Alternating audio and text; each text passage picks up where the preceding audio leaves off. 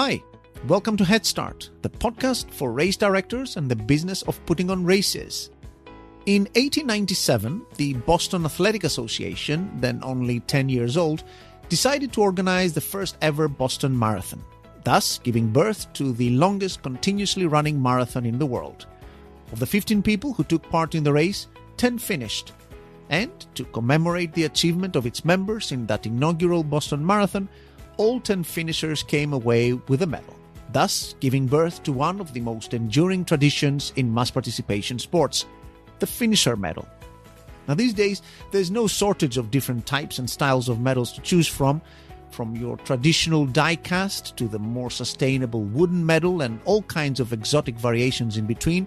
The finisher medal has become a key way in which races the world over get to express their unique identity and a major attraction in how they hope to capture the attention of prospective participants. So what makes a great medal? How should you choose a medal that works best for your race's theme and budget? What kinds of things you should look out for in designing your medal and managing those all-important order quantities and delivery timelines? And how can you use your most important race bling to attract new participants to your event? Well, that's what we're discussing today with my guests, mother and daughter Kim and Morgan Ashworth of veteran medal suppliers Ashworth Awards. Now in its third generation, Ashworth Awards has been the go-to medal supplier for some of the greatest races in the United States for over 60 years. And with Kim and Morgan's help, we'll explore every aspect of race medals, from production and design to order management, and seeing as the world's heading that way, the effect tariffs may already be having on the price and availability of that all-important finisher bling. Now, before we get into this great discussion, though, I'd like to give a quick shout-out to the amazing sponsors supporting this podcast. Many thanks to Run Sign Up, Race Director's favorite all-in-one technology solution for endurance and fundraising events, now powering more than 28,000 in-person, virtual, and hybrid events.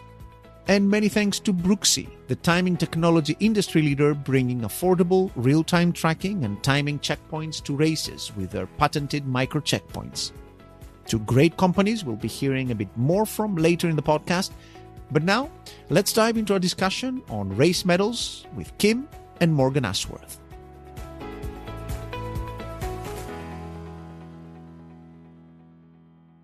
Kim, Morgan, welcome to the podcast. Thank you, Panos. Happy to be here. Thank you. Well, thank you very much both for coming on. Where are you guys joining from today? So this is Kim Ashworth. I am joining from our offices in North Attleboro, Massachusetts at Ashworth Awards. I'm currently actually home. I'm in New Hampshire at the moment. I live in central New Hampshire, though I'm typically at the office as well. This week I'm just home. Oh, that's great. And you commute to Massachusetts back and forth? Yeah, it's a little bit of a commute, but it's totally worth it. Beauty of the East Coast. Everything's so close around there. Like all the states, it's just so packed. You can move around so easily. So last time we met was in Athens. First time we met in person, which was really great to see you guys there at the European Running Business Conference.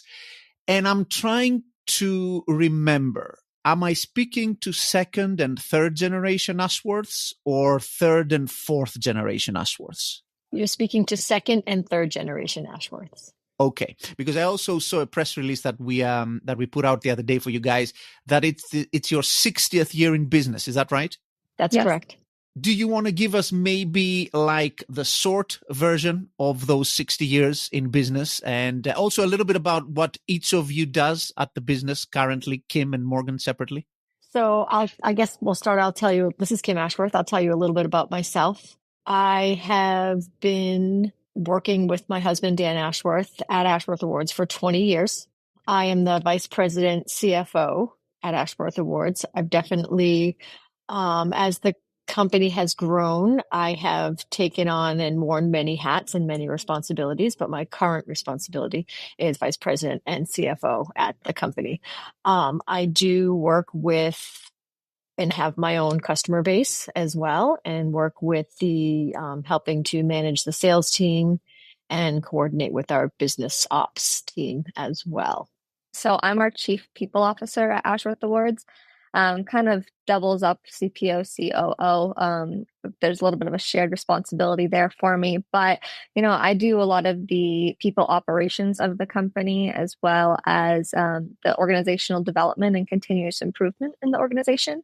So while I am mostly internal, I do have a few sales, typically working on some of those different industries, actually.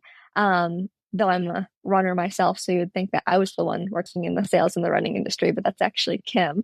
And I've been with the company for a little over 5 years now. I've been loving working with my parents. It kind of just happened in conjunction, actually, with the pandemic back in 2020. Knowing what was coming, I ended up joining the company at that point in time. Thought it was just going to be an internship, turned into a full-time position, and I couldn't be more thankful to continue the tradition that my grandfather, Doug Ashworth, started back in 1965. So Doug Ashworth, which is my dad's dad, he started the company actually before Dan Ashworth was even born, and Dan started working in it as a kid, doing assembly, doing manufacturing work, whatever else needed to get done. So we joke that he's been in the company his entire life, though I think his actual years he's been there is like 45, technically. But so Doug Asher started the company in 65, and then I believe it was 2001, correct me if I'm wrong, Kim, that Dan took over the company and you joined him at that point in time. Technically, you were joining way before then, but officially joined it in 2001, and then I followed in 2020. So back in Doug's day, actually, because not very many businesses in the industry have been around for 60 years, you weren't doing running medals and stuff, right? Back then, I don't think races were around in the same way that they are today, I guess. Even race medals back then, I'm guessing it's something you would have given to first, second, third, not the kind of thing that we know of today. So what was the business back 60 years ago? So, 65 years ago, it was an emblematic jewelry manufacturing company. I know that's a big, general, broad reach. So it was mostly service award. We manufactured service awards and put together service award programs for different corporations, lapel pins, and as some people might call them, merch or tchotchke type of gift type jewelry items. So that's how the company started in the 60s. And then, it definitely expanded. And in 1983, our first dive into endurance sports really was my father-in-law, late father-in-law, Doug, was approached by someone that he knew within the jewelry industry and that he had a relationship with that had met with someone at the BAA, and they were interested in someone that would make pewter medals for finishers for the Boston Marathon as the marathon had expanded. And I think at that point, they were on track to have about 300 finishers. Crazy to think that not too long ago, there were only 300 finishers to the Boston Marathon, compared to the 35,000 that there are today. His friend said, I think I know someone that can help us with this, essentially is the shortened version of this, and approached my father-in-law, Doug, and he said, yes, I can help you with that. If you're manufacturing something out of metal, you can manufacture anything out of metal. It's just a matter of the mold and, the sanding and the plating and all of that. So that was our first dive into endurance sports. And, we know from the 80s, and the running boom that occurred and all that. So that was our first, toe in the water of endurance sports, and then where it's gone to from here. I feel that Kim and Dan actually expanded on that market due to their interest in the endurance industry. They were both triathletes, and Kim has been a runner her entire life. And so naturally, the company grew into that market since they were already participating in those events. Absolutely. I was about to say that fun fact about the Boston Marathon. I just came across an article on Runner's World as I was doing research for this. And apparently it was the first marathon in its very first event back in 1897 that gave medals to every single finisher, which was all 10 of them back in 1897. And as Kim says, we've come a long way since then. In terms of where the company stands today, I know that you're quite big in the US, doing lots of business, I guess Canada being next doors. What's the business looking like in terms of numbers today, in terms of metals that you do, races you work with, that kind of thing? Our customer base, if you were to break it down, is predominantly in North America, Caribbean, Mexico. We do have customer bases in Europe as well, but we're predominantly, in North America and more Western Hemisphere. We are continuing our expansion into Europe. We were expanding into Europe pre-COVID, and then we all know that there were a lot of changes that happened and events that unfortunately had challenges due to COVID and didn't survive. So we pulled back and stayed with our core, but now we're continuing that expansion into more, European, Asia, Southern, Africa, all of that. So we're continuing that. But I mean, we have thousands of customers, to tell you total numbers. I should know that off the top of my head as I was, running reports last week. We make millions of medals a year, and it's not just medals, awards, lapel pins, all total products. And we manufacture in the US and then also overseas as well. That's been a big expansion piece for us. Just prior to the pandemic, we had soft launched the expansion of our dimensional steel medallion line, as well as, of all the awards that we already were producing at our facility in the United States. And it was like we had a crystal ball because we all, I think that everyone in the industry had challenges due to COVID with shutdowns, with shipping, logistics challenges, all of that. And we didn't have that because we had full control in our own facility, and we're continuing to expand our facility in the US to be in full control of all of our manufacturing and shipping and whatnot. Okay, so let's dive a little bit into the world of medals. You mentioned the dimensional medallions, which we're going to get into a little bit later. But what I wanted basically out of this podcast was to be able to give people an idea, particularly people who may not have as good of an understanding of all the options that's available to a race director when it comes to medals, but also some of the best practices when it comes to ordering and shipping medals and all of that stuff. So just to think of this as a bit of a 101 for race directors on everything that has to do with medals. And you guys obviously have tons of experience in this. So what I was thinking where I was thinking we could start is by just taking a look at a quick overview of all the different types of medals that are out there. I mean, obviously, medals, people think of metallic stuff, but there's other kinds of materials being used these days, wood, acrylic, all kinds. So I just wanted to have a quick sort of look at all of those. So let's start with the metallic ones, right? The medals, the things that people are most familiar with, the things that, as you mentioned, go out into the Boston Marathon, the larger races, the really nice stuff that people, that most runners enjoy going away with from a race. What are we looking at there in terms of techniques of producing these medals and basically how these things come together, what they look like, what options, what kind of final designs you can get, starting with just the metallic stuff. So what's the options there? Yeah, so for the most traditional type of medal that we see out there, it's a die cast medallion. It's typically a zinc alloy that the die cast is made out of. So zinc being that primary metal component. Obviously zinc alloy, there's a little bit of other stuff in there, but zinc overall. So within die cast, there are so many different options that you can use. It is a stamped medallion, and so there is an upfront cost for the stamping. That is across the industry in any form of die cast, whether that be a metal, a pin, jewelry, whatever else it might be. Every single organization has the same method with die cast. There's a stamp to start, it's the upfront cost, and then you use that stamp to then create and mold the zinc. Within it, you can mold, hills and valleys, as I like to say. You can build that dimension within it through that.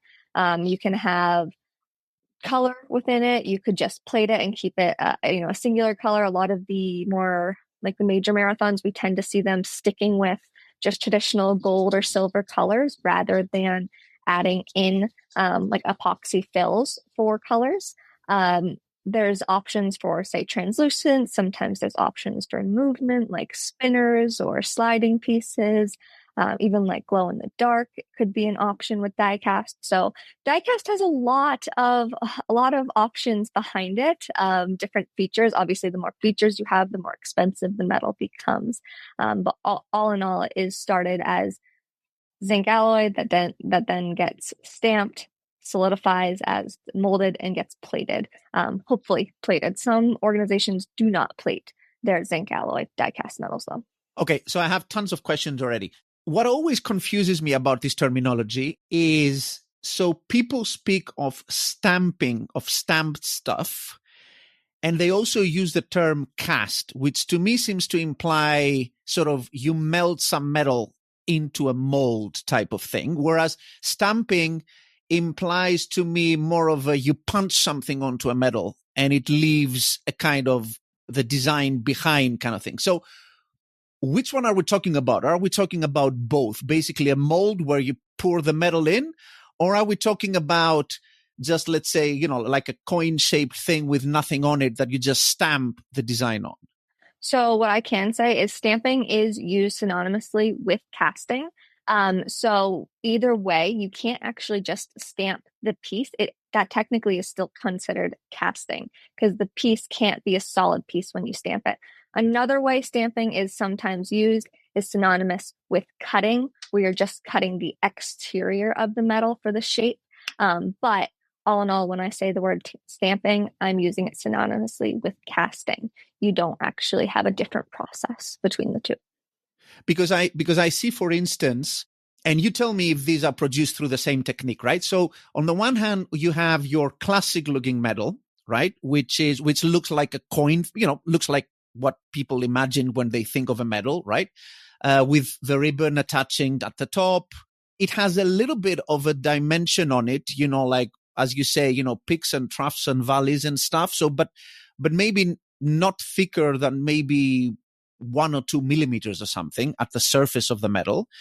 And then you have kind of like sky's the limit type stuff where you can have, anything hang from a ribbon that can be, like that doesn't really have the 2-dimensional feel that the coin type metal has. It can be even like a solid stone, or I've seen like hands gripping each other, whatever. So are these two both created through the same process? Yes. Yeah. So they both have molds, which are then used to create the process. One might be a one-sided mold versus the other being a full 3-dimensional mold. But either way, it is, in fact, yes, the same process. I'm using, like I said, stamping and casting are sometimes used synonymously. Okay. And as you mentioned, both of these processes, going into the mechanics and costs and stuff, they would require some kind of upfront cost to design, what you call it, the mold, or that's what you need to design, right? Yeah. Yes, the mold. So the piece that the metal goes into to then firm up and create the actual 3D, or, maybe it looks a little bit more 1D, has just a few hills and valleys in it. Either way, there is an upfront cost for the die itself. Some people do charge for artwork, some don't. Some competitors of ours will charge for, artwork at least at partway through. So, different organizations have different processes involved, but overall, there's an upfront cost for that mold itself, because it's an expense to just create the piece that you're using to then stamp and or cast the pieces. And the base metal that you mentioned earlier, the effect you might have, whether it's gold effect or bronze effect or all of that stuff, or even fancier things that I've seen, like different types of metallic finishes, that is sort of like one of the options of starting off with a metal that you with a kind of metal surface that you pick, right? You can have any of a number of surfaces to start with then you do stuff with it. Maybe you color it later, that kind of thing. So you start with a zinc alloy, which is just a typical grayish color. And then you can, yes, plate on top of it. And that plating is then what creates, say, the gold color or a bright silver or an antique silver finish, maybe copper or a full-on color like green, red, something along those lines. So you would have to plate it if you want a specific color after the fact. The underneath of the metal, say if you do plate a gold metal, the underneath of it is some sort of grayish color. Oh, interesting. So basically it's, if you scratched it, so to speak, the base material underneath all of this stuff is the same. It's just the plating that changes around that. Yes, it's the plating that changes around it. I will say it takes a lot to truly scratch through plating. It should be its own type of metal, so it should be really hard to get through. And that's not to say there aren't casts with other types of metal. Like you could cast with actual gold or actual silver. That's what we see fine jewelry being like. Obviously, that is much more pricey. Now, in terms of these metals that you just described, which again, I guess we're talking about a large percentage of the overall metal industry, right? I mean, that's, most of the races I go to have offer metals of this kind. And maybe Kim wants to chime in on this because this is an experience question. Is there anything that you haven't been able to do with a metal like this? Have you faced a situation where someone comes to you with I want to do this, and you're like, no, this is impossible. Like, we can't do this with this kind of technique. I would say I don't think that I personally or anyone here has said that, no, we can't do this. I think that I always will say to my clients that I've worked with, and I have some clients with some amazing, crazy thoughts and ideas, to say, hey, I have this crazy idea. Do you think you can do this? And I said, oh, I'm sure we can probably do anything. It's a matter of having the manufacturing understanding and the assembly understanding of how to create that die and how to assemble it so that it works and it gives the desired outcome. We've had this past year, I have a customer that they have a metal for a virtual race series that is completely three-dimensional. And I think it has 8 separate pieces that it starts as a flat metal.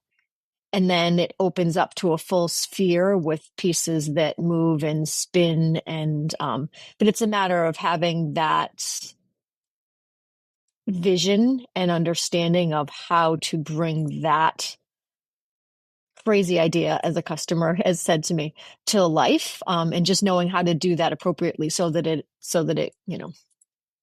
works and functions in the way that they want, and you can take that same knowledge in terms of, a spinner component or a hinge component, or, how to connect the pieces and how to create that drawing so that it does fully function.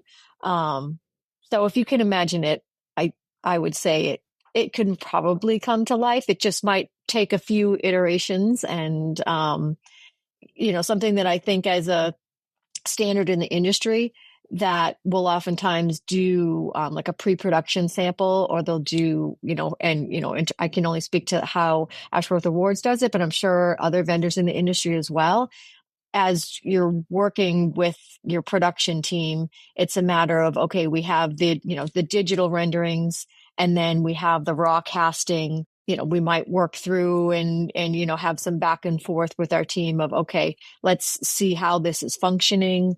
Let's make changes and tweaks, and then bring it in as a pre-production sample to make sure, for the customer, we'll create it as a pre-production sample to make sure that it's functioning exactly the way they want it to be. And then there's a lot of back and forth. It takes a bit longer to produce something like that. And, if customers want something that's unique, crazy, has all different attachments and functions and spins and opens and whatever, it can definitely be done.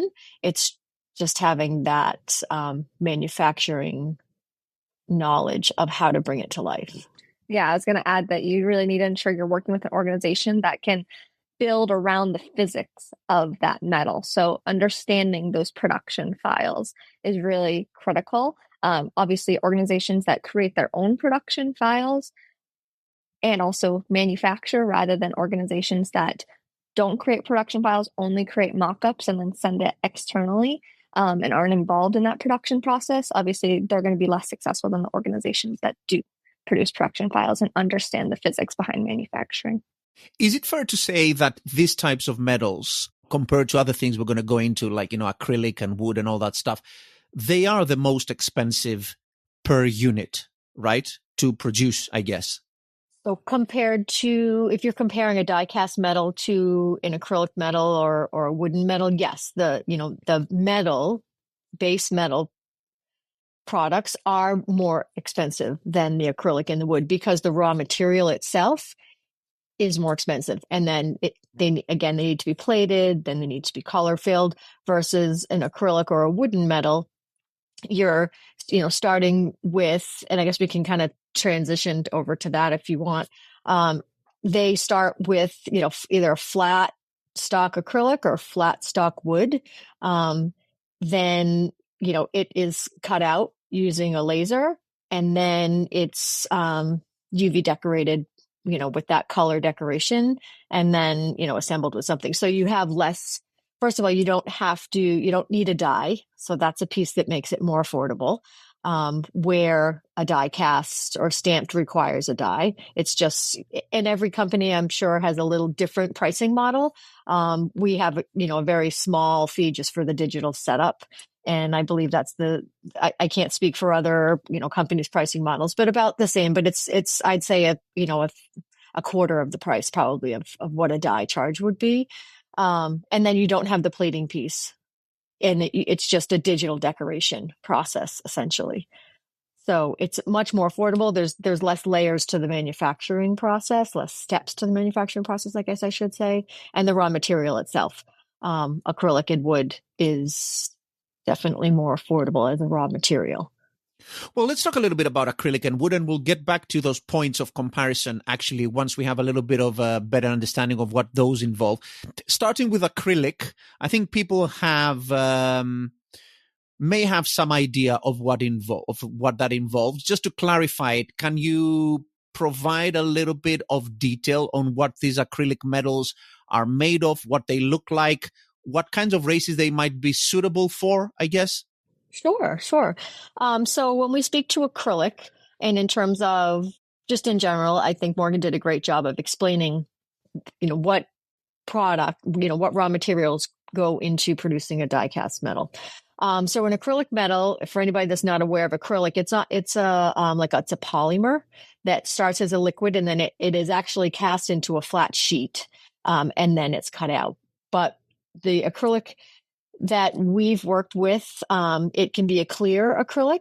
So it has almost the feeling of a plastic, but it's acrylic. I mean, I think that if someone to think of like an acrylic tumbler or an acrylic plate or whatever, it's still that same. It starts as a polymer that is then created into, what in the metals industry is it starts with a flat, and it can be different thicknesses.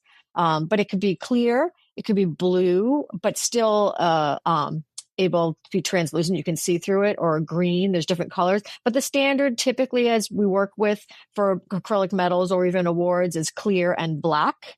There are other colors, but the more colors you go into, it increases the cost, but the standard is acrylic and black. And there's different thicknesses for that. So what we work with typically is 3/8 inch or 3/4 inch. That's the standard of what we work with. And I think that's pretty close to an industry standard as well. And then with wood, it's the same, in terms of we work with 3/8 inch and 3/4 inch wood. And, for us, the acrylic and the wood products are made in our facility here in the US.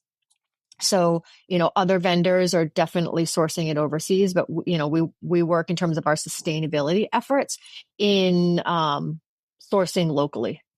So, just as a piece in general.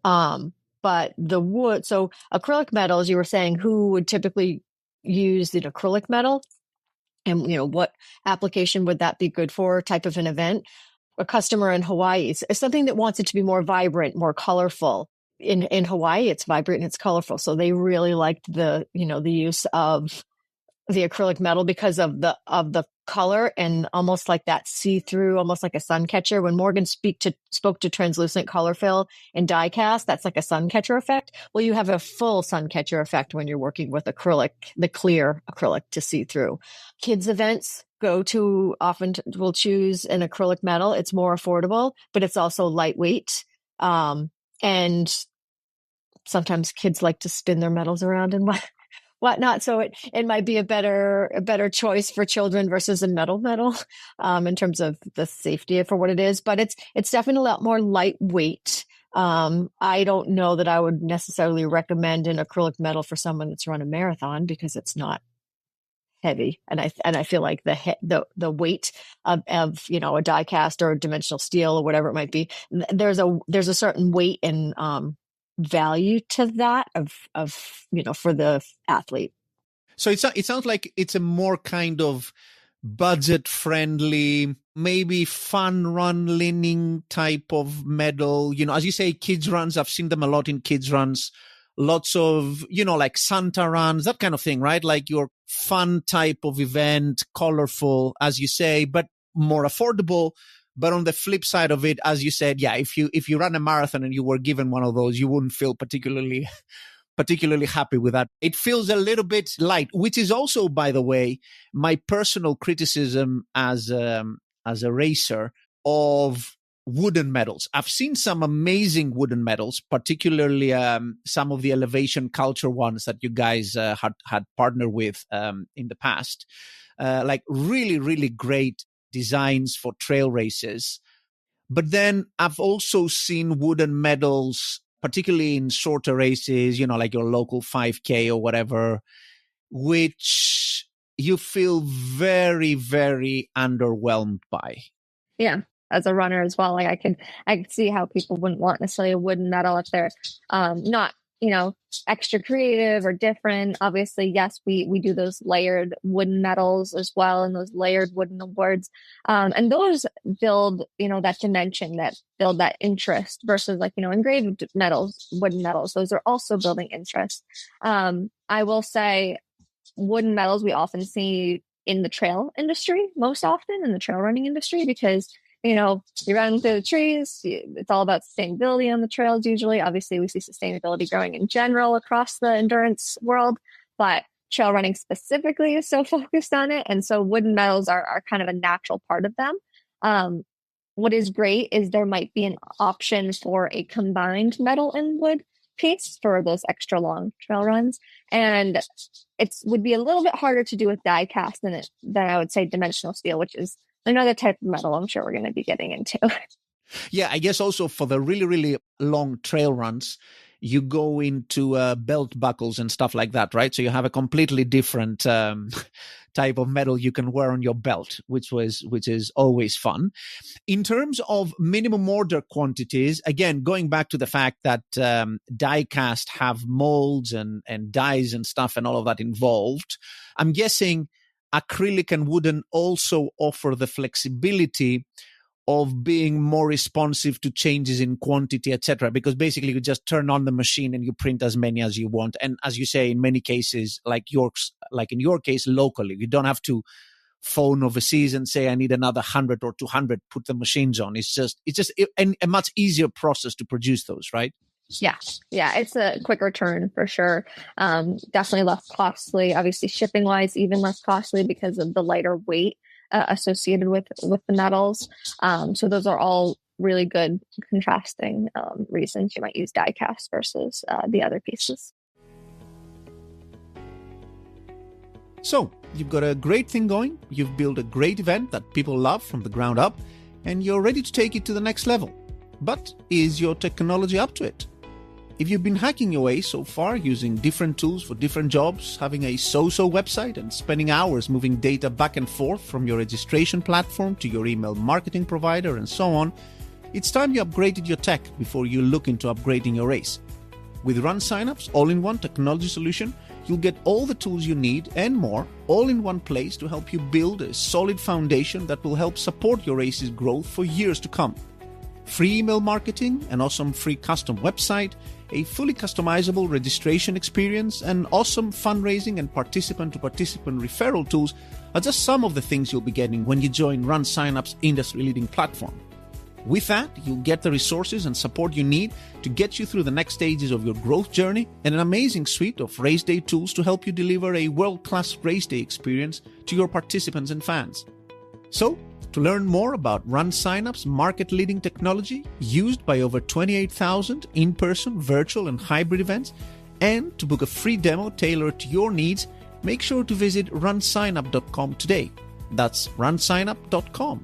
And see what Run Signup's awesome race technology can do to take your event to the next level.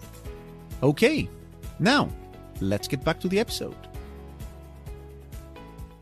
Going beyond design and form and materials, I've also seen, particularly in the US, all kinds of very creative types of medals that people put together that also have a more practical aspect to them. You know, you see these medals which are bottle openers, or, you know, where they spin around, where you can use as a keychain, all kinds of stuff. What's sort of like the most common types of these practical medals you can get that people can use outside the race, that races tend to go for? So there's different things you can incorporate into the medal. Like you had said, we can incorporate a bottle opener into it. And it depends on it. You wouldn't want to offer a medal with a bottle opener for a kids race.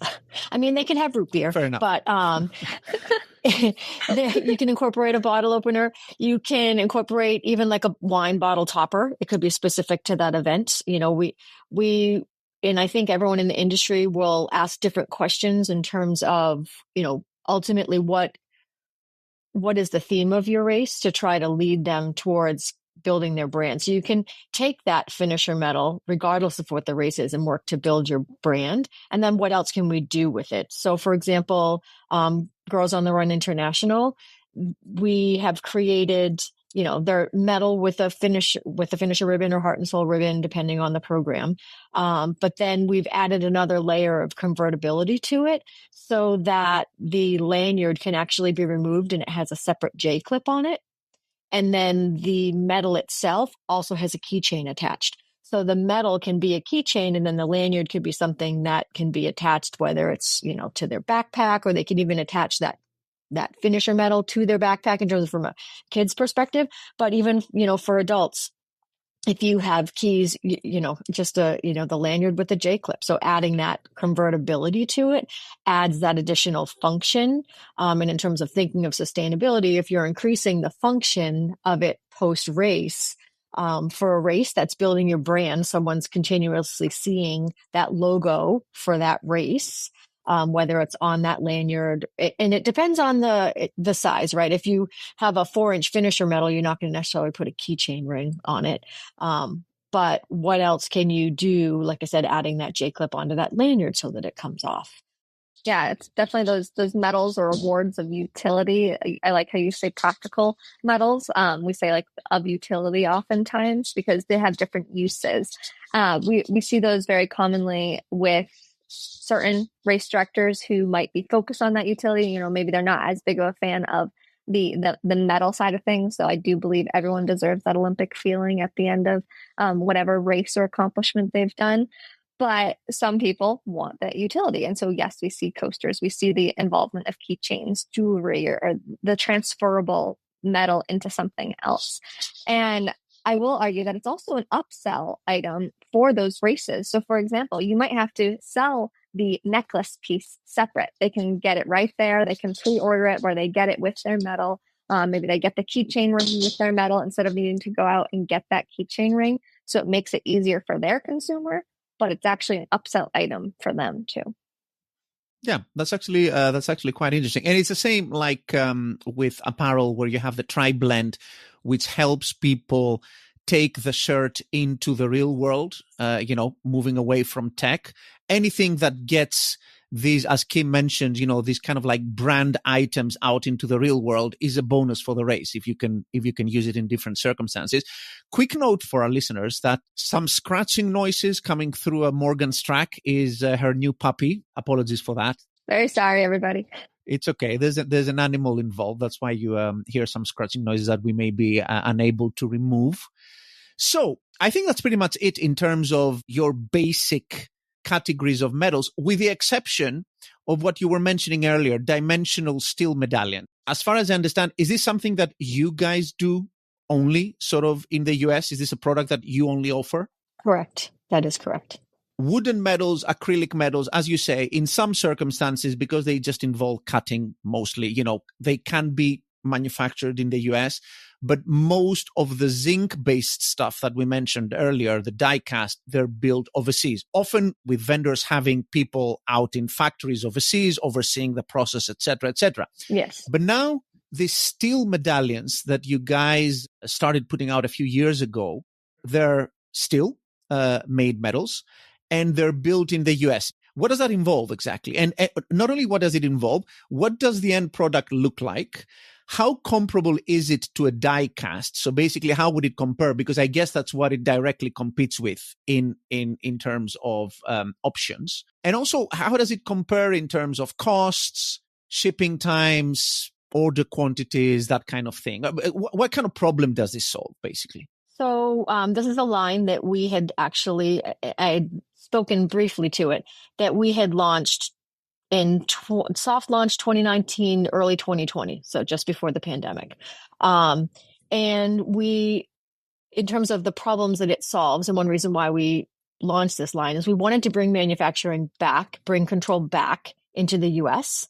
And a lot of our customers, in their challenges in talking about lead time, needing a shorter lead time, like I said, the majority of our customers, I'd say probably 75%, are in North America or Western Hemisphere. So we heard that lead time, we could decrease the lead time. We heard that die charges, as an expense, whether it's built into the price of the metal or a separate charge, is different, pricing models and how, in how we price it. Sometimes customers want all in, or some customers want to have it broken out. But the die charge, it's really just a digital setup for the different layers of it. So that's less expensive. The per piece cost is comparable, I would say, to an overseas metal. The per piece, depending on what the quantity is, may be slightly higher, but the transportation cost is significantly lower. So if you're looking at it, you wouldn't, if a race director, and we've offered, different pricing models when we work with different race directors in terms of, this is your per piece for an overseas metal, and this would be the approximate shipping cost to ship it from, Asia to you. And then for a domestic metal, this is your per piece, and then the dimensional steel, and this is what your shipping costs. So if you look at it apples to apples, they're very, very comparable when you're looking at it all in. And oftentimes we're finding the dimensional steel is actually less. We can also offer, we offer typically minimum order quantity for die cast is 100. And I think that's kind of standard, industry standard. There's always special situations, so I can't speak to, there's always gray areas and everything. But for us with the dimensional steel, we can offer a 50-piece quantity, or even a 100-piece quantity, but it's a faster turn. But as you're doing it, again, you only have the digital, the dot, like the setup charge, because it's digitally rendered. There isn't the die. And to speak a little in terms of, as you look at it, it is very comparable. We have, it's been little over 5 years now. And if you looked at the first iterations of these dimensional steel metals compared to what they look like today, they are 1,000 times more intricate, 1,000 times more modulation. We've worked really hard to really compete with the look of a die cast metal, especially, as Morgan had said, like with the modulation of the hills and valleys and, track lines and all that. We've actually taken a die cast metal that had a lot of dimension and then created a dimensional steel metal to compare to it. And we've actually shown them to individuals at a trade show, and they're like, which one's which? I can't tell which one's which. It's all based on the design, but it's based off of the time and energy and how we've really developed the look of it. To speak to how it's made, I can speak to a little bit. There's some proprietary information there, but it does start with like a flat stock steel, similar to acrylic and wood.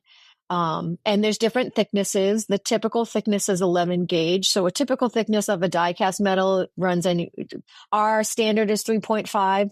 Different vendors go a little bit thinner, but our standard is 3.5 and 11 gauge steel, and is very comparable to the thickness of a 3.5 millimeter die cast metal.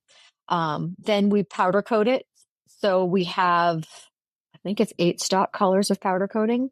And then from there, we dimensionally decorate it with the proprietary decoration process. And it's that dimensional decoration that we're able to add to the metal is what creates all of the hills and valleys, as Morgan had said, in terms of a die cast metal. We can create that same type of a dimension. One benefit to dimensional steel as well is its unlimited colors. When you're talking die cast, standard colors, and I don't think we really talked to this at all.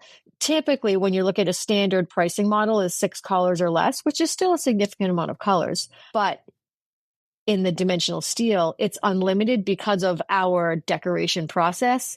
There is no additional cost. You could do 20 colors and it wouldn't matter. And then we can even incorporate, full gradients and fades. And there's so many different design decoration options that we can incorporate into the dimensional steel that can't be incorporated into a die cast. Yeah, and I can add to that where within the dimensional steel, thanks to that decoration process, you could have something that looks like an actual real life photo. You can't get that with die cast. I actually like to talk about, there's this one favorite metal I have. There's always a cow on it. The cow is different every year, but it looks so realistic. And then second to that, bean pot, it's a very common dish to the Boston area. There's a picture of a bean pot metal on our page, and this is from a couple of years ago, but people thought it was an actual bean pot. They didn't realize it was a metal, which is really interesting that you can get that dimension and 3D look of a photo even through this process. I like to tell people to really simplify it. Dimensional steel, basically, we've inverted the die cast process. Instead of starting with a melted type of zinc, that's then molded and firmed up, and the casting is what makes the dimension. We start with a flat substrate that's a hard piece of metal, steel, which is recycled, and then we build the dimension on top of it. So kind of what you were thinking on the like the stamping type of idea, where it's more of a 2D but it's still 3D in a way.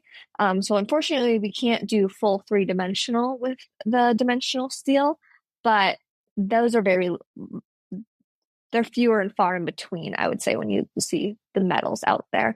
People want a metal that sits well on someone's chest or on the wall when it's on their metal hanger. Mm-hmm. So how well has this product been received? Because I speak to vendors quite often in both metals and apparel and other areas. To be perfectly honest, I think it would be really great if more things were manufactured locally in the US for US races, etc. And one of the things I get from particularly apparel vendors is that cost is prohibitive. And lots of vendors offer US based, say, shirts. But then when race directors are confronted with the price difference, it's a little bit hard to swallow. Again, talking about apparel here. So you're saying cost, which seems to be a very sensitive area in this stuff, is quite competitive for these steel alternatives. When a race director comes to you and it's offered either the steel or the traditional zinc, what's going through their minds and where do they come out and why? Obviously, their first question is cost. What's the cost difference? And the other piece is the lead time. I think that's a piece of it as well. And then there is the question of, if a client hasn't seen the dimensional steel medallions, at a trade show in person. I mean, you can see, we feel like we try to do a really good job of showcasing them, on our website and on our social media pages and whatnot. So oftentimes we'll say, well, why don't we send you some samples so that you can see it, feel it, touch it, really get an understanding of what it is, especially when we're talking about the application and what's important to them for their race and what they've done before. And we'll oftentimes ask a customer, can you send me samples of what you did before? So it's almost like a twofold conversation so that we can see what they've done and then we can make recommendations, because we do want the customer to be happy with the end result.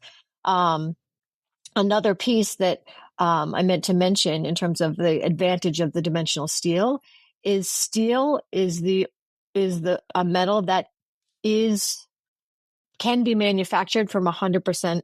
It is 100% recycled steel that is used to manufacture the steel that we use. And then our steel metals can be 100% recycled to make another metal versus zinc.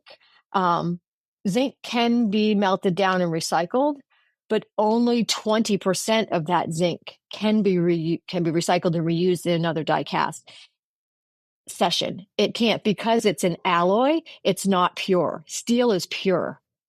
So that's another piece in terms of the sustainability. Steel is truly sustainable. And that's another, we have sustainability initiatives. That's another reason why we work to offer another sustainability option, because like we said, zinc, and we have always recycled, we literally have two, massive, cans that have zinc metals and die casts, the zinc die cast metals and steel metals, and it's picked up and taken and recycled. But we know that the steel that is coming back could potentially be our own steel, but the zinc is definitely not, because only 20% can actually be reused. There's no such thing as 100% recycled zinc metal. So that's a big piece. I was going to say zinc can be 100% recycled through its entire lifetime, basically, is what we like to say. Is it has a forever life cycle compared to zinc. I also feel that another reason people might look to dimensional steel medallions instead of die cast is because of those timelines. Cam, I'm sure you might have touched on this a little bit, but I feel that even the reorder timelines, adjusting the amount of metals you need, you could potentially adjust the amount of metals you need when you order dimensional steel, say 6 weeks, 4 weeks out from your event. But comparably, you can't really adjust how many you've ordered for die cast because it's already considered a reorder, even if it's before your event. Well, I know certain industry organizations will rush a die cast job and get it to you within maybe a few weeks.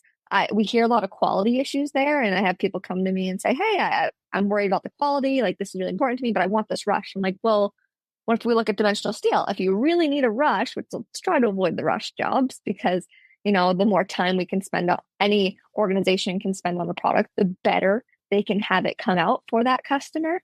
But I do feel timelines play a large part, whether that be for the regular order, the reorder could be a reorder prior to the event or a reorder post event.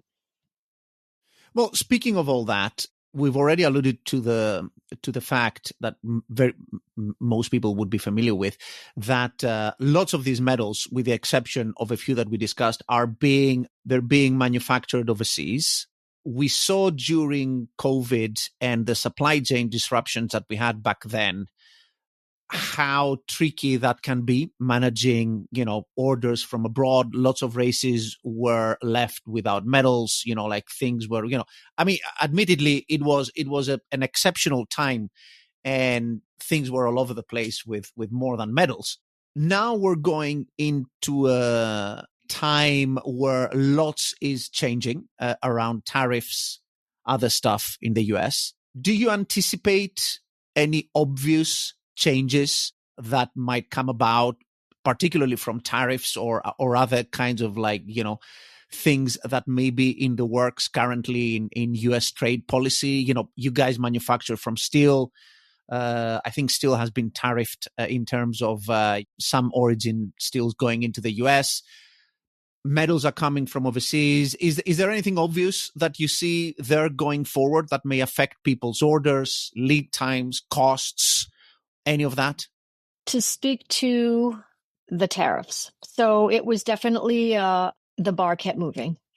And at first, it was 10%, it was this, it was that. Well, now the tariff from overseas, from Asia, is 20%.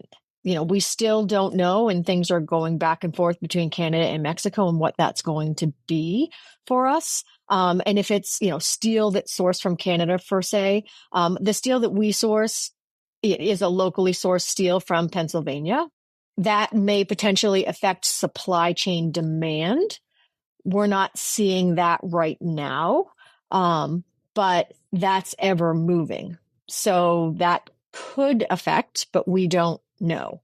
I think that we've definitely met with and talked with multiple vendors before the actual tariff, and this was probably back in like January, early February, before the tariff was finalized of what it is, and it's ever changing. It could change again in another month, right? I feel like a lot of these tariff challenges are to open up conversations and negotiations between other countries. What a lot of vendors have been doing, and we had done the same, is anything that was, quoted pre-tariff, or even sales that went into production pre-tariff. The price is the price per se. And then the tariff, that duty, is charged at the time of the shipment, at the time that it is leaving the country and headed to the US. Something just for customers to know is it could even be something that's on the water and it hasn't landed, but that shipment won't be released at US soil until that tariff is paid. And this goes across the board for every vendor. So, and every vendor, I think, is handling it differently. But at the time, we had said, it's just going to be an additional fee that goes onto the shipping cost, because that essentially is when it is assessed, that tariff is assessed. But just knowing there is no getting around it. It's a government regulation. It is what it is. I can't speak to how all other vendors are handling it, but the few that we had spoken with said that, at the time they were just assessing it at the time of shipping, because it just is what it is. Now it's definitely set. And they're saying it's a 20% tariff. Something for just race directors, customers to know is that tariff is assessed at the cost. And I know for ourselves, in terms of being proactive, we had worked to kind of assess things as we were quoting, and even absorbed some of that so that it wasn't a total increase to the customer. If that makes sense. And I believe that's what most vendors were also doing. We do have a set number now, which makes it a little bit easier for anything moving forward. We didn't have that many because we manufacture so much in the US. But we did have some customers actually last week, once everything was kind of finalized and set, that we just communicated individually with those orders that we knew were going to be affected. And we just did a small tariff surcharge onto their order so that it wasn't something that was a surprise once they got their shipment. So we were trying to work proactively with those customers, based off of how things were priced or quoted. And like I said, we work to try to absorb a portion of that, because we know that our customers are budgeting for a certain number. And I think everybody knew it was coming. And I think that they're always like, what is it? What is it? What is it going to be? I'm like, I wish we had a crystal ball, but now that we know, but we've effectively communicated. And my assumption is the other vendors in the space have also done the same thing. I mean, I can't speak to what they've done to communicate, but we've already reached out to any of our customers that, were affected in that, in between time, I guess I could say, where we didn't know. And for the most part, they're like, we knew it was coming, but there was always a tariff and a duty associated with orders. So it's not new. It's just something that customers just never were aware of. It was just part of our cost of doing business. And that was part of our pricing model. And now this was a smaller percentage. So you're saying that with these new tariffs that have been coming through, that there's orders that are already being affected price-wise? This is already having an impact? Yeah, and that's happening industry-wide. Yeah. So it could happen from apparel to metals to whatever else, whatever other pieces you might have coming from overseas. What's great is certain vendors are sharing that cost with customers, so it's not affecting the customers as greatly as it could have, and we're one of those. Okay, I didn't realize that this is already starting to sort of come through in terms of actual costs. Yeah, it was finalized. Supposedly it could change again, and we're going to work with that. But luckily, our team is on top of it, and from our conversations with other vendors, they're also on top of it.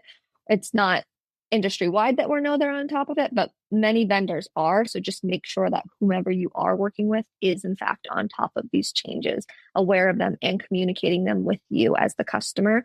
The only thing I can say is the vendors who have a greater control over their supply chain, meaning they're directly involved in that manufacturing process or overly communicative with their customers, they're going to find more success when we're dealing with these difficult economy changes. I will say we're seeing the changes mostly with diecast, but it's not affecting us as greatly thanks to our dimensional steel product line. It is what it is, I guess. Like race directors, if there's one skill they're great at is rolling with the punches. So another punch there, they have to, they all have to adapt, unfortunately. You know how everyone these days talks about the race experience? Well, there's a big truth to that. As someone once said, as a race director, you're not really in the racing business, you're really in the experience design business. And one of the most important aspects of creating a great race experience for your participants is getting them to share their experience with their loved ones on race day. Well, that's traditionally been an expensive business reserved for only the largest of races, but not anymore. With Brooksy's Laurel timing technology, you can bring affordable participant tracking to your race and the joy of engaging AI-driven commentary for your spectators following their loved ones around the course. Not to mention, peace of mind for you and your crew with pinpoint accurate participant positioning for everyone around the course. It is that simple to make your next race an experience none of your participants will ever forget.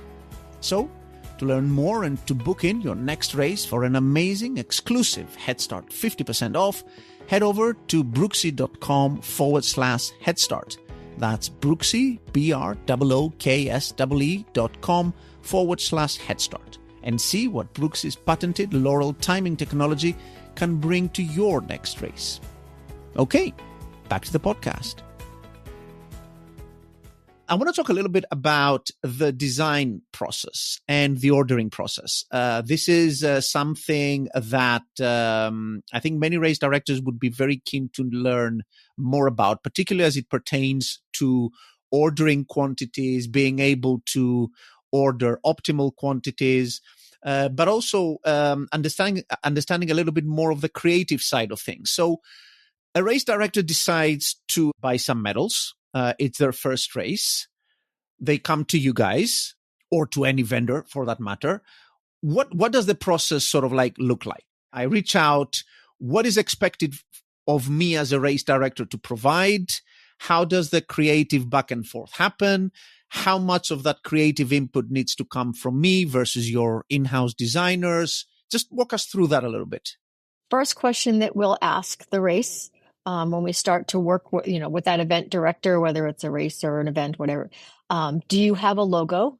Do you have brand guidelines that you can share with us? And it's really beneficial if they have it in vector format.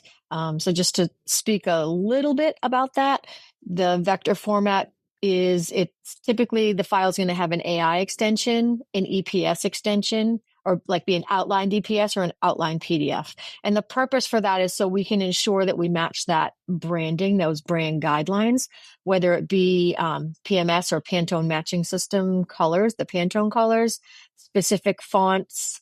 There's so many things that we want to make sure that we adhere to for that race's brand to make sure that we have that all. So if that can be provided, then that's absolutely wonderful. And it certainly expedites the process. If a race doesn't have that, that is absolutely fine. We can work with them to kind of develop that brand. It just might take a little bit longer, but it's a good basis. Then from there, we might just ask questions of, if it's a previous client, we'll already have a good understanding of their race. But if it's a new client, it's, what's important to your race? What is your, athlete or your attendees race experience? What are the key things? Do you have an idea? So we'll ask different, I kind of call it a brainstorming session.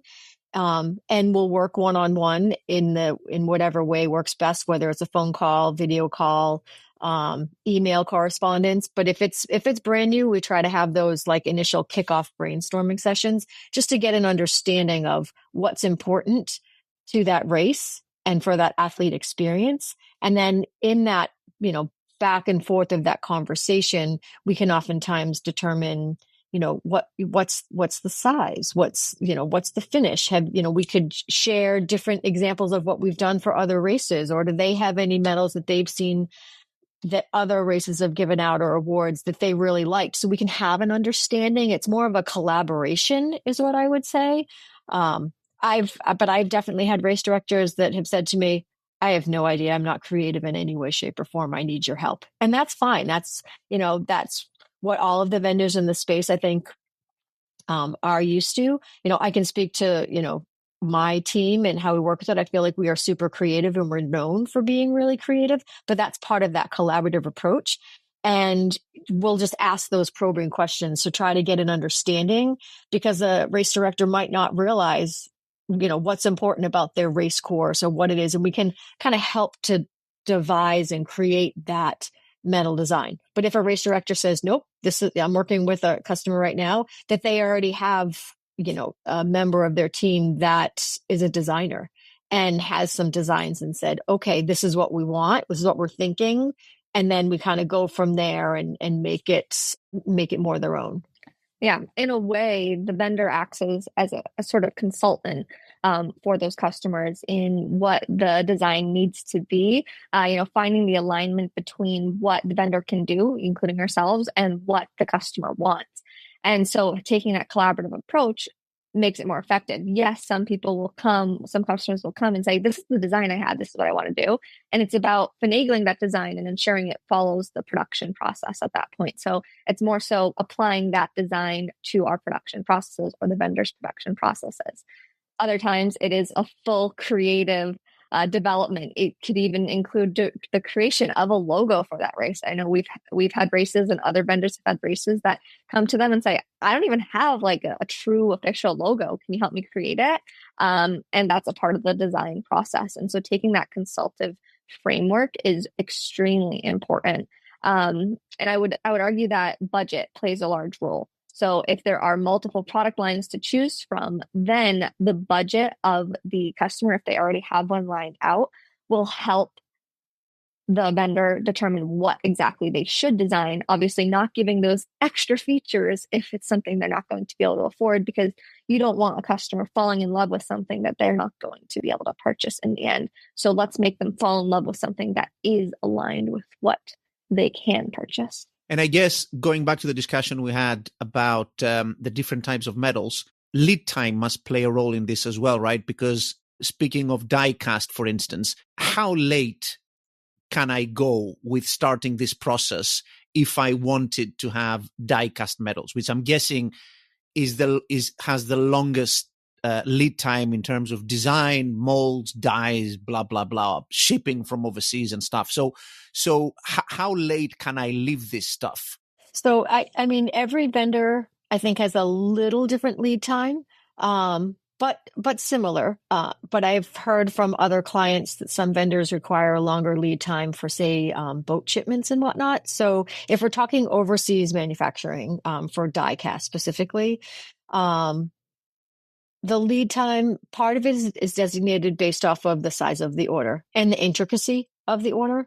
The more intricate bells, whistles, spinners, gliders, attachments, hinges, that's going to take a little longer. But if we just kind of speak to the standard, I would say for a boat shipment, anywhere from like a 12 to 14 week lead time. And that's going to garner the lowest per piece because we're able to bring it over from overseas on a boat versus air shipping. Metals are heavy. If you're going to ship it, it's going to be more expensive. If you ship it via air, it's going to be more expensive. But on a boat, we're able to ship it I'd say on average, a metal is anywhere from $1 to $1.20 more if you're going to ship it air versus boat, if that makes sense. And that's kind of on average. So I would say a 12 to 14 week lead time. I have heard from other customers that other vendors require a longer lead time. I can't speak to why that is. It's something with their process, why it's going to take a little bit longer, but I don't also know the quantity or, if there's a different process to how they put their boat shipments together. For an air shipment, typically you're looking at a 6 to 7 week lead time for an air shipment from overseas. There are times where we definitely can expedite and do it sooner. We've done it as short as 4 weeks, 5 weeks, but if there's any delay at all on the shipping care, we can manufacture pretty darn quick. But it's typically about a week to ship from overseas to the US via air. And if there's any delays in that shipping carrier piece, that's out of all of our control. That's why we like to do more of a 6 to 7 week lead time, so that if there's anything that happens, that we have a way and a solution for that. Domestically, typical lead time is that it's abbreviated a bit more. I'd say 5 to 6 weeks. We can do shorter. I mean, we've done orders in as little as 2 weeks. I mean, we've had customers come to us and I know we want to speak to the, in general, but that they had a shipment that got lost from a previous vendor or even our own when we had a shipment of metals when all the boats were floating out in the ocean on Long Beach and the boats just couldn't come in because they, had the strike going on. And we had metals that were out there. All vendors had metals out there. We were able to remanufacture in a matter of a week and the customer had the metal. And that's in a different process. We shouldn't note, though, obviously. Right. Taking the die cast and making it dimensional steel. Right. So the lead time domestically, we have that benefit of decreasing that lead time. Yeah. And I would say that when it comes to the decreasing of that lead time for domestic products, and so domestic can be, obviously we're talking about made in USA. We're not the only vendor made in USA. I do note that, but we're probably one of the more prominent ones. And so any vendor that is creating made in the USA products, the reason they can do that shorter lead time is because it's not shipping as far. They might be able to jump the queue. It's a little bit easier to do so, but it does depend on production capacity. So obviously it is a very busy season prepping for spring races and spring events. And so right now it might be a little bit harder to slide that order in compared to say in the middle of summer or say the middle of winter. That's not to say those production lines aren't busy throughout the year, but production capacity, say if they're already at capacity or they're above capacity, then it might be hard to slide in at those times. Not to say it's impossible, though. Is it possible through this process or economically viable, I guess? I'm thinking of overseas, zinc mainly because that's the bulk of what most people would order. Is it possible to obtain a sample so that then I'm more comfortable with the fact that, if I go to production with 1,000 metals, they're going to look as I expect them to look? Is it typical of how this process works? Or because I've heard from many people that generally, in many cases, they may be getting pushback on samples or, there might be a very understandably a cost because then you need to, build one and ship it or whatever. So like how common is receiving a sample in this process? I would say maybe 50-50, especially for those larger orders. We see them more often. Obviously, I would say that a lot of vendors do prefer to get that pre-production sample simply for the fact that you want to make sure it's quality and it's actually coming out the way that you had planned the piece to come out. Yes, there is a cost associated with it because obviously you're doing a cast, which is the upfront cost.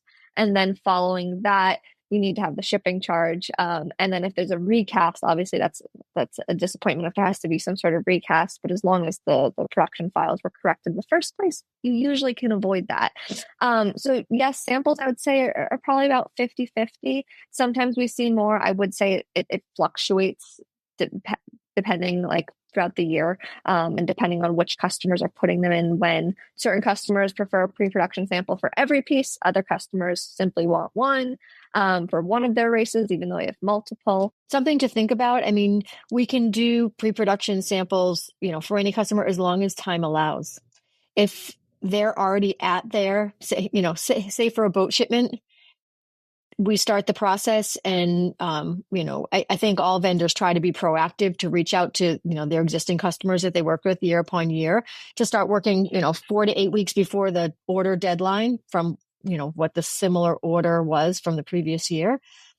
But it's going to probably add at least another 3 to 4 weeks in to that production timeline, because we need to produce it. Like Morgan said, the die needs to be created. Typically, it takes a week to 2 weeks to create that die. Then it's cast, then it's plated, then it's colorful, assembled, and shipped.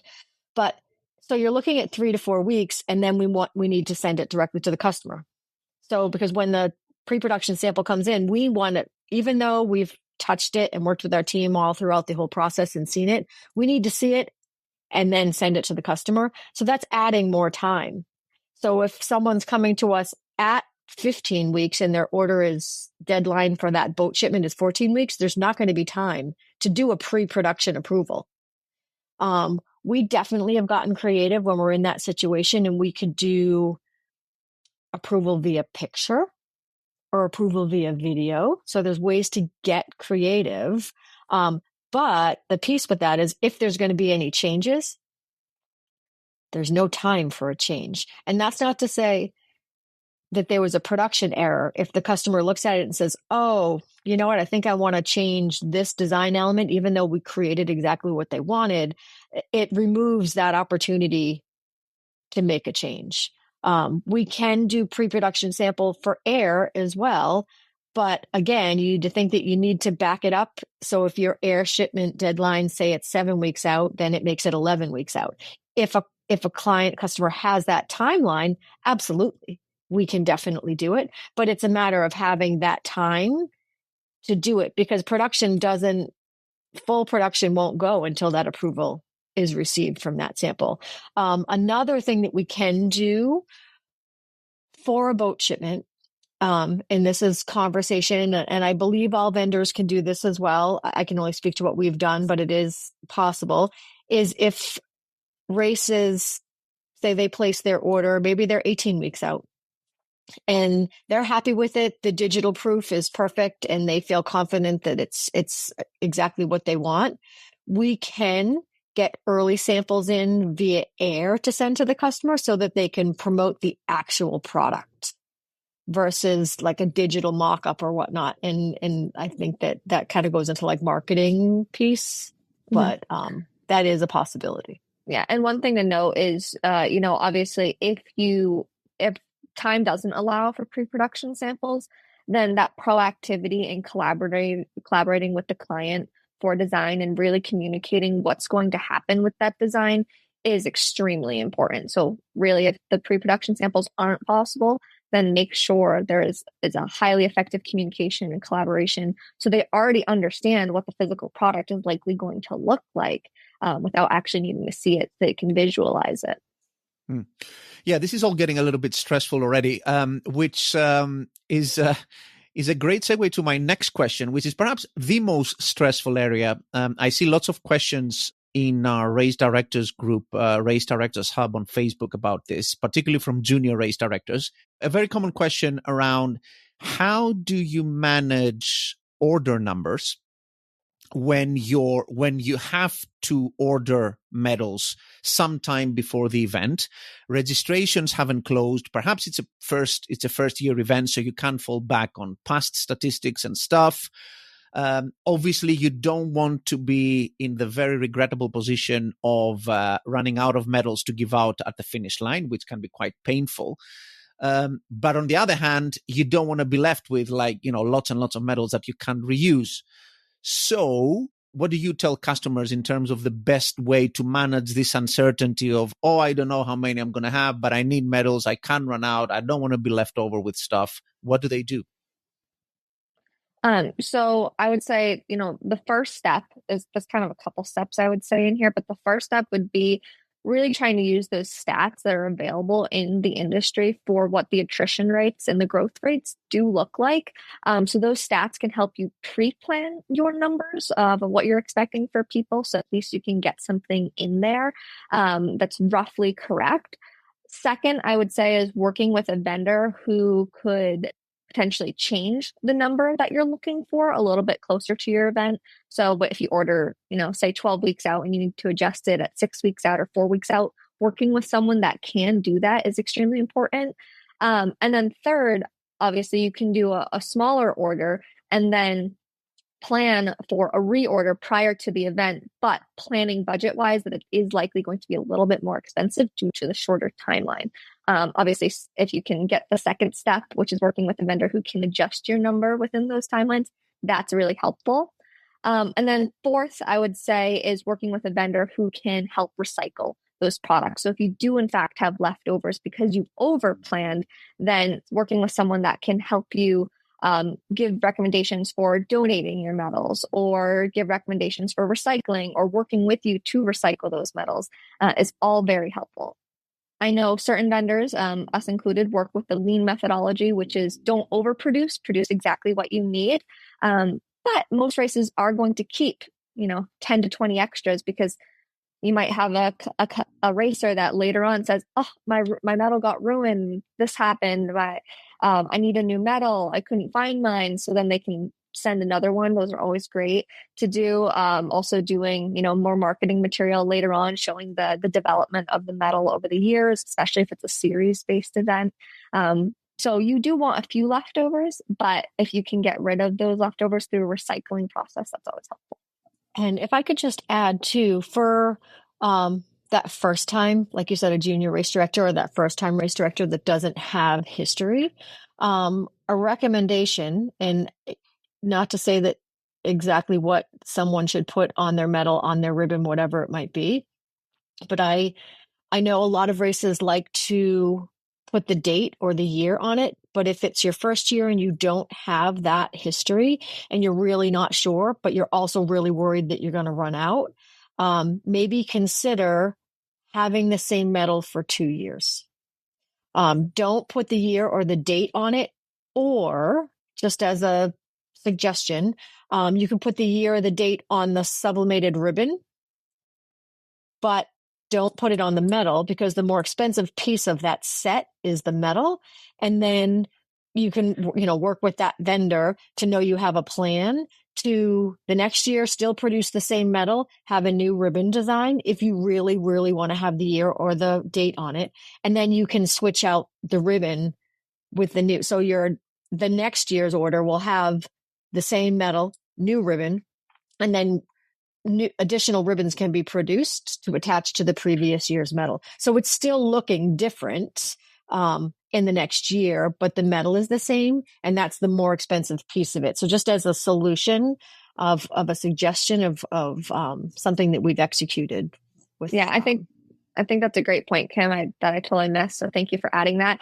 And I can think we've actually had a few orders go through recently like that, where they only ordered ribbons. They didn't actually order medals because they pre-ordered all those medals the year before, and they knew they had enough left over for the year, for the race this year.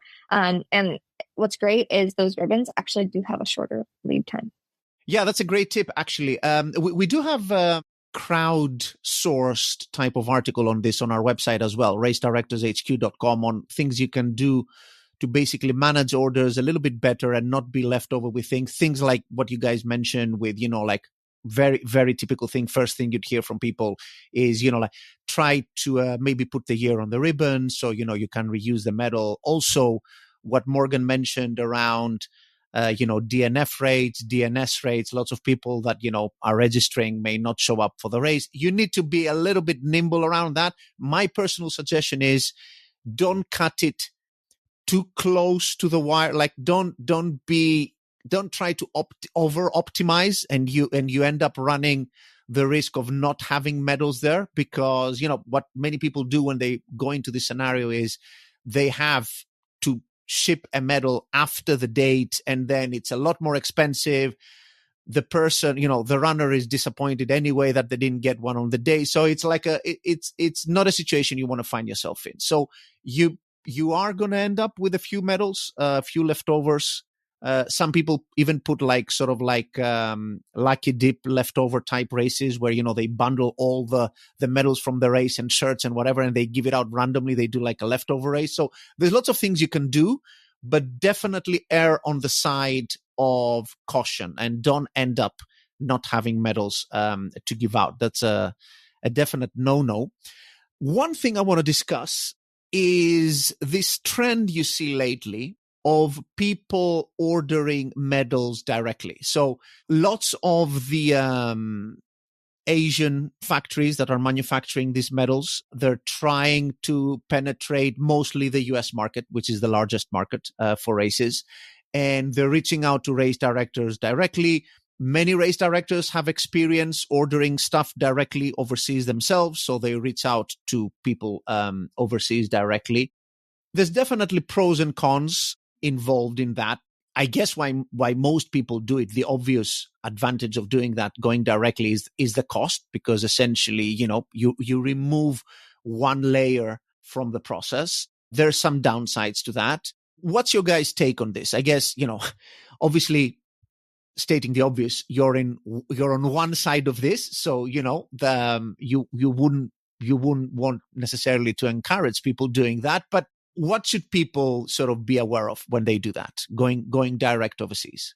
Yeah, well, I can speak first for all vendors to let you know that the Asian factories, the Asian distributors that are reaching out to you are not the ones that we actually work with. So they're not aware of what's being made, how to make it, because most of those overseas facilities are actually signed to contracts that they can't go after the customers that we work with.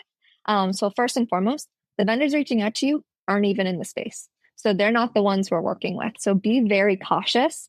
Second to that, unfortunately, a lot of those quote unquote Asian distributors that are quote unquote going direct, they're actually not direct. So there's oftentimes consultants within distribution facilities and within manufacturing facilities that are actually just distributors. They're not involved in the manufacturing at all. We actually have seen this with feet on the ground, going and visiting different facilities and meeting multiple people. This is Dan's story, I could say.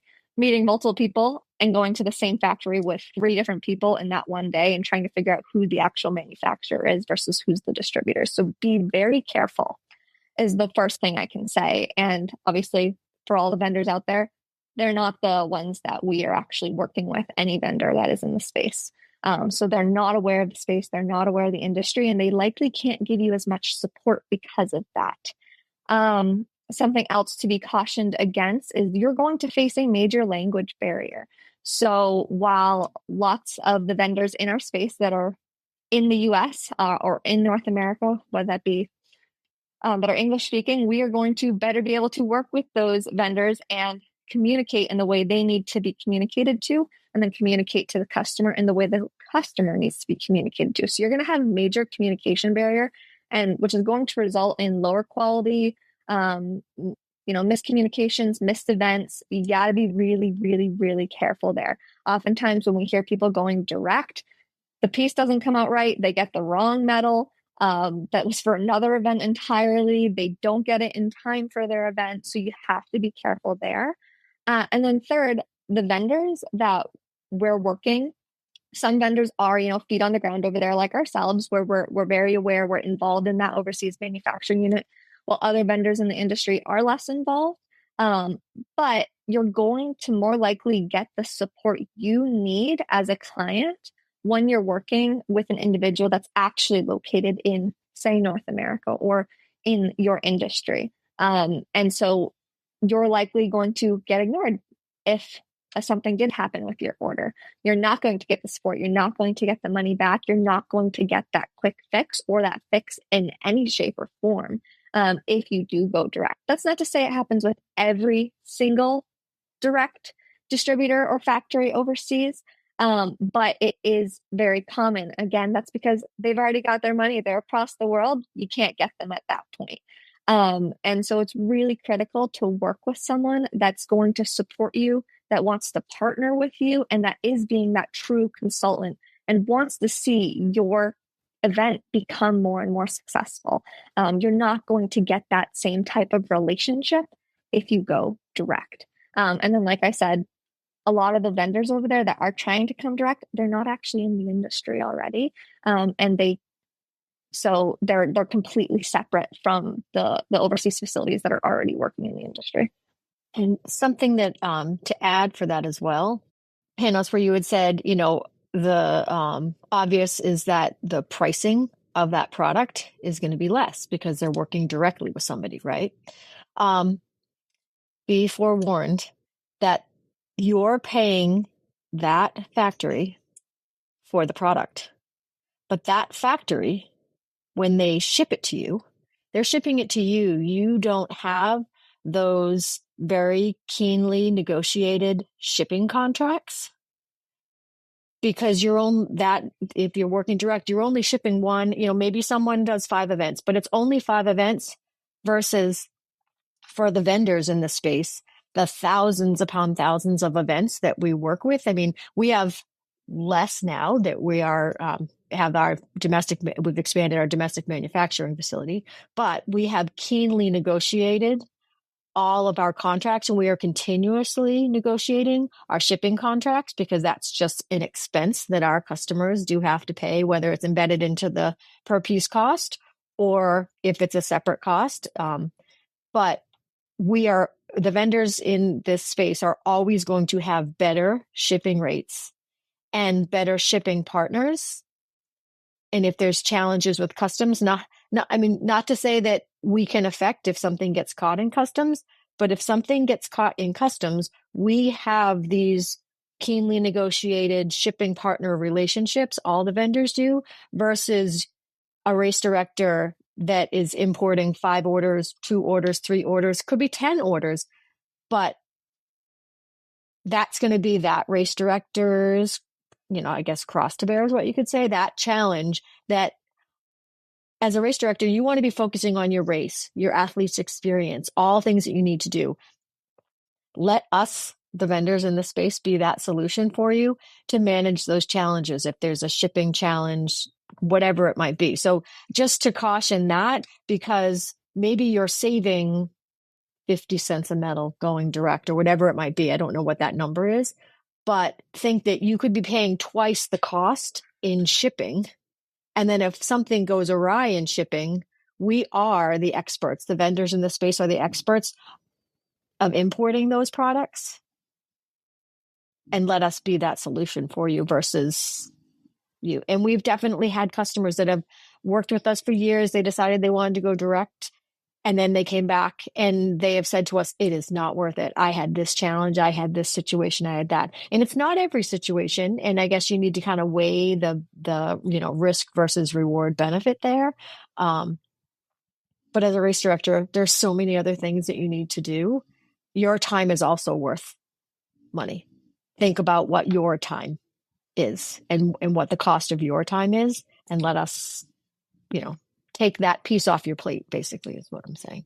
Yeah, it's definitely not an option for the faint-hearted. There's a lot of stuff involved. Correct. And as you say, it's not like race directors are, particularly full of time and don't have things to do. So, yes, interesting point. What I want to end up with, which is a very important aspect of medals as a kind of cultural asset in races, is the way people use them for marketing races. So, I've seen several surveys on the back of that people run for the blink. I think we know that. So, lots of people would run for a nice race medal.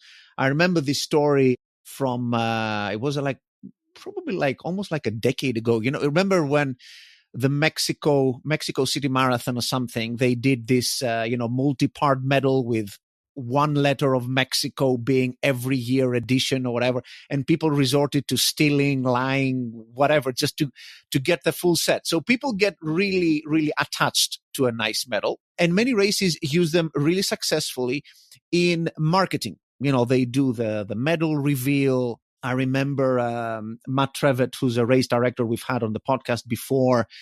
They even did, which I've seen other races do, crowdsourcing design ideas. So before you even come up with a medal, you would ask your audience, hey guys, help us design this year's medal or whatever.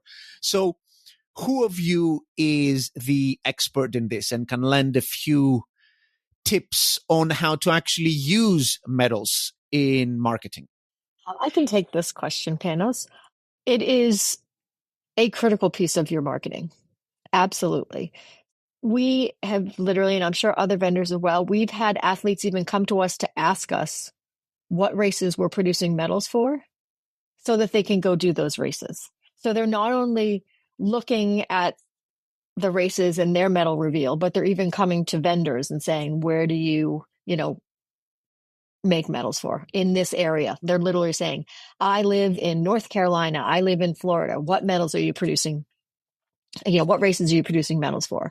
But engage, for example, I can talk to, something that the BAA, has done in the past couple of years with their medal reveal. They've even done teasers, and I've seen lots of other races do it as well. They'll show part of the medal, but not all the medal, just in creating that social media content and creating that excitement leading up to the race. And each day they'll show a little bit more to the end of the week, perhaps, to show that full medal reveal. And it could be initially a digital mock-up to the end result being the physical medal of what it is.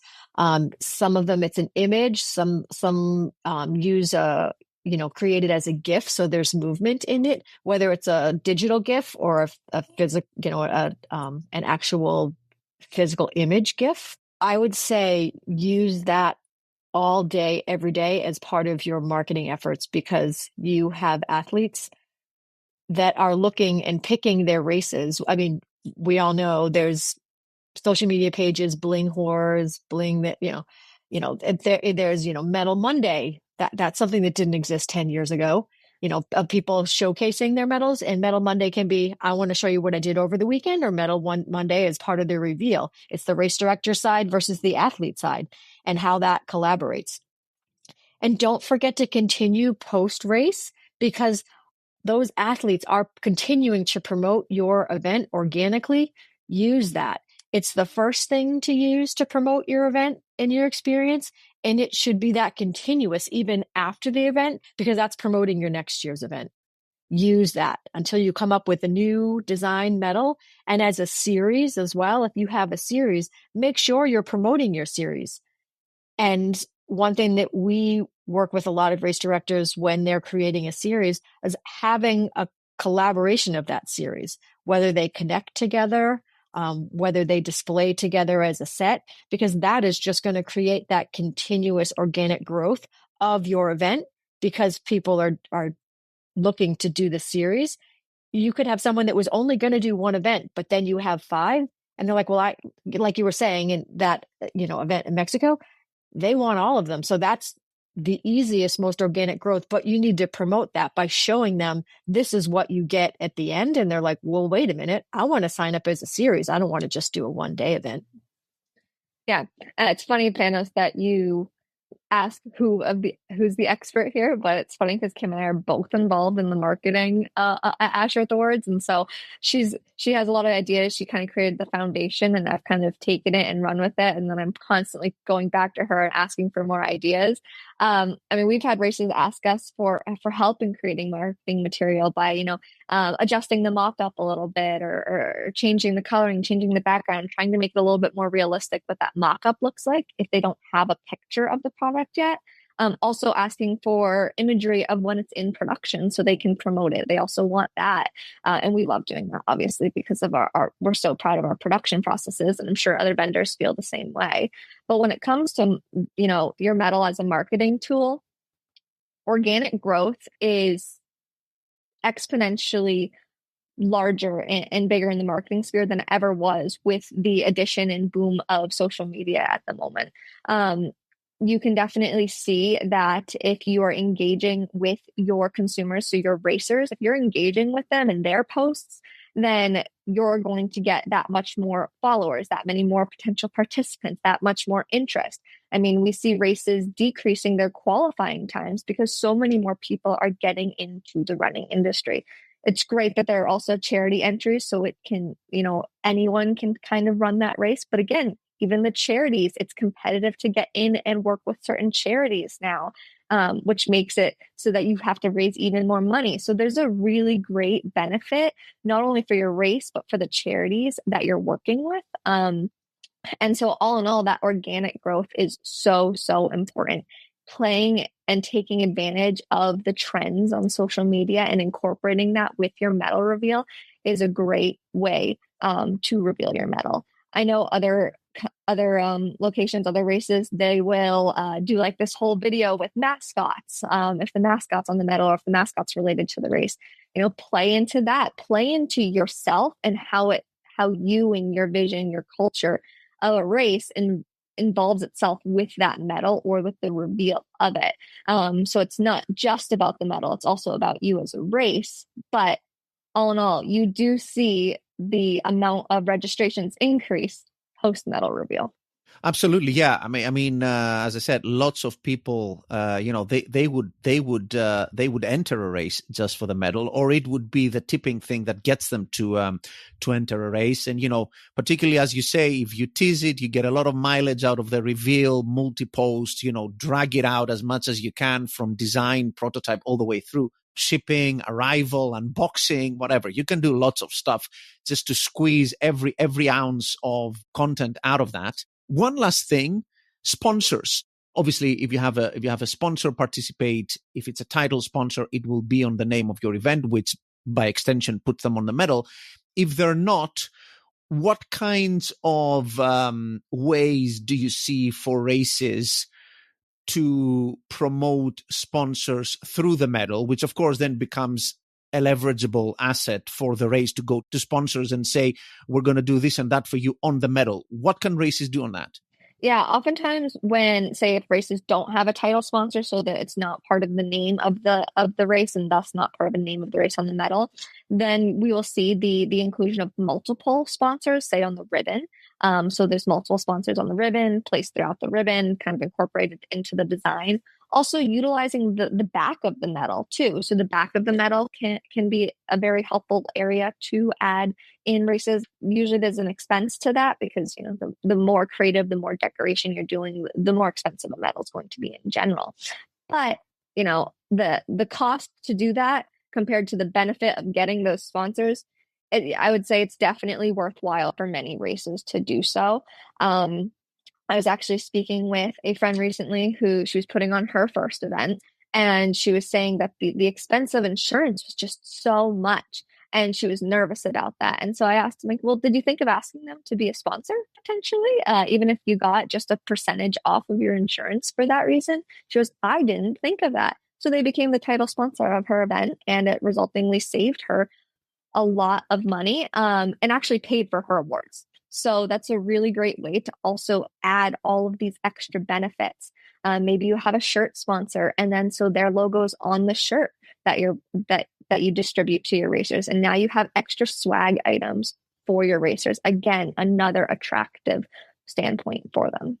What about these aftermarket personalization bits that you get from medals like iTab and all these things where you can actually, have someone's time on the medal through an insert into the ribbon or at the back of the medal? Are you guys involved in that? Is it third-party companies that do that? Do lots of races go for that? Do you have anything to say around that? So we have worked with iTab. It depends on the race and how the race wants to incorporate that. iTab is a great solution. It is something that we have also done for some of our customers as well. So iTab is predominantly in the diecast space. It can be also applied to the dimensional steel, but in every vendor is a little bit different. But when you ask in terms of what we've done, we've even done fulfillment. Post-race, we've been able to do, a similar, ribbon hanger with those details on it for a post race, for purchase during registration. iTab, I know their platform, and I don't want to leave anything out for them, but my knowledge of when we've worked with them is that they set up a separate page on registration or a link into that registration page so that athletes can be purchasing their iTab during registration or post registration. I have done something similar to that with other race directors as well, that they wanted to have us do it because we were doing the medals. And we've also executed that with awards, like age group awards and overall awards. So for a race that's not doing a post-race celebration, they can send it to us in a shared sheet is what we, spreadsheet. And then we handle the fulfillment piece. So we're taking that off of the responsibility of that race director, and they just provide us with those details, and then we can personalize it with the name, finish time, all the details that's kind of predetermined in the design, and it's typically executed within a couple of weeks of the race. So two different ways that you can offer that. Yes, there's definitely a variety of ways to incorporate personalization to the product, to the medal or the awards.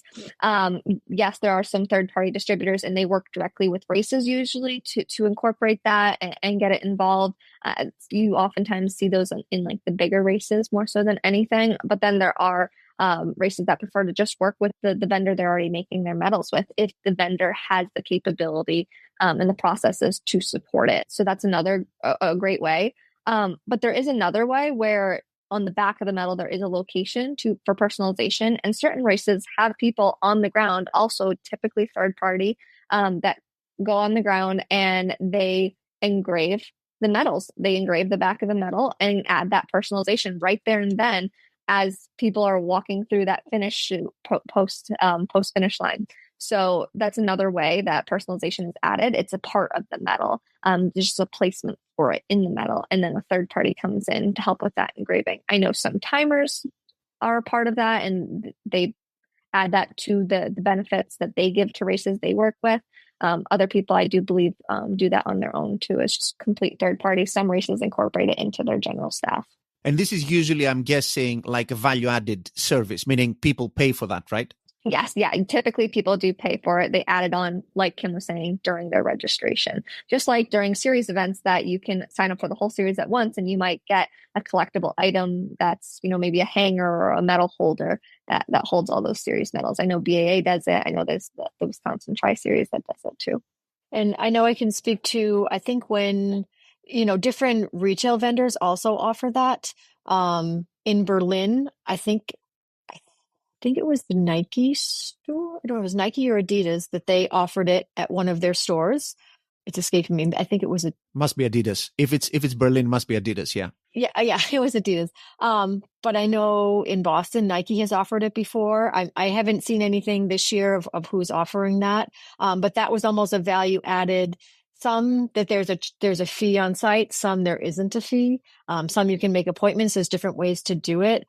But like Morgan said, and different race directors, I know Finish Line Engravers is a company that offers that service and has definitely traveled from race to race, and they will do it, and they bring their product with them. And I believe that there's a fee associated, but there's a different way to do it. And if it's something that's built into registration, that vendor, whether it's that timer, is brought in, then it could be that value added, that this is what's charged at the time of registration, but then they have a contract obviously with that outside vendor to do it. And then there's that. So that's also, a good value added income piece, that can be a piece of registration that, that is offered. Awesome. Very helpful ideas, particularly this engraving thing and the value added stuff. We want to be thinking of medals as a kind of profit center, not only as a cost center. We want to be getting people to think of how they can use their medals to make more money, cross-sell, incentivize people to do more races, add revenue to the race, all of that stuff. Guys, how can people reach out to you if they had any questions about anything we may have discussed, the design process, anything at all? They can reach out to us individually if they want. We make our emails really easy. Mine is kim@ashworthawards.com. Morgan's is morgan@ashworthawards.com. Or if they don't remember that, our company name is Ashworth Awards. So it's just ashworthawards.com, and they can click in either contact us or info line and just let us know that they're interested in more information, and their email would get routed to us, and we can, help to steer them, into whatever direction and answer whatever questions they have.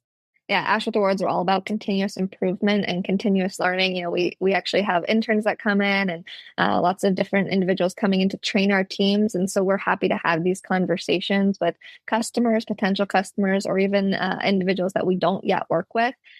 So feel free to reach out and let us know if there's more you want to learn about any piece of what we've talked about. We'd be happy to share. Fantastic. So I want to thank you both very, very much for your time today. It was a super tip-filled episode, everything about metals. I hope our audience enjoyed this. So thank you very much for taking the time. I really appreciate it. Thank you, Panos. Thank you, Panos. And thanks to everyone listening in, and we'll see you guys on our next podcast.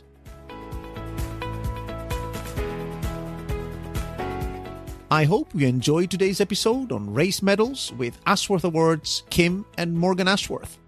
You can find more resources on anything and everything related to race directing on our website, racedirectorshq.com.